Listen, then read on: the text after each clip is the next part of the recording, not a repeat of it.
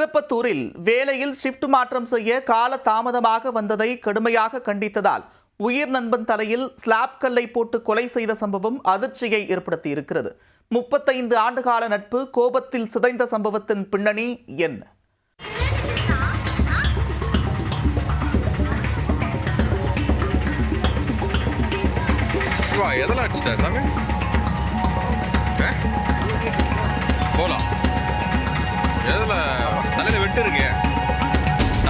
என்ன பண்ண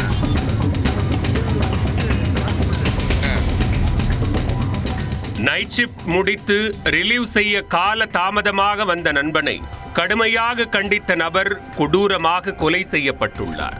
35 ஆண்டுகால உயிர் நண்பனை ஒரு நொடியில் கொன்று சடலமாக்கிய சம்பவத்தில் நடந்தது என்ன? திருப்பத்தூரை அடுத்த லக்ஷ்மி நகரில் வசித்து வந்த அந்தோணி என்பவருக்கு துர்னிஷா என்ற மனைவியும் 2 பெண் குழந்தைகளும் உள்ளனர்.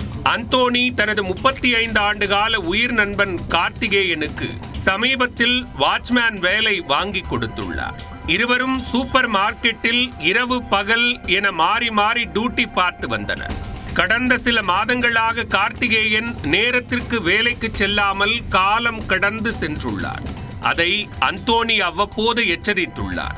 இந்நிலையில் சனிக்கிழமை நைட் ஷிப்ட் முடித்து காலை 7 மணிக்கு டியூட்டி மாற்ற கார்த்திகேயன் வர வேண்டும்.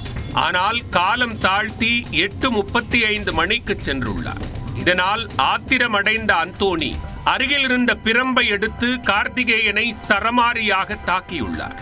அப்போது அடியை வாங்கிக் கொண்டு வலி பொறுக்க முடியாத கார்த்திகேயன் அந்தோணியை கீழே தள்ளி ஸ்லாப் கல்லை தூக்கி அவரது தலையில் போட்டுவிட்டு அங்கிருந்து ஓடிவிட்டார். இதனால் தலையில் 3 இடங்களில் பலத்த காயம் ஏற்பட்டு இரத்த வெள்ளத்தில் சரிந்த அந்தோணியை அங்கிருந்தவர்கள் மீட்டு மருத்துவமனையில் அனுமதித்தனர். அங்கு உடலை பரிசோதித்த மருத்துவர்கள் அந்தோணி ஏற்கனவே உயிரிழந்து விட்டதாக தெரிவித்துள்ளனர். இந்த சம்பவம் தொடர்பாக போலீசார் நடத்திய விசாரணையில் சம்பவத்தை நேரில் பார்த்தவர்கள் கொலையாளி கார்த்திகேயன் என்பதை அடையாளம் காட்டினர்.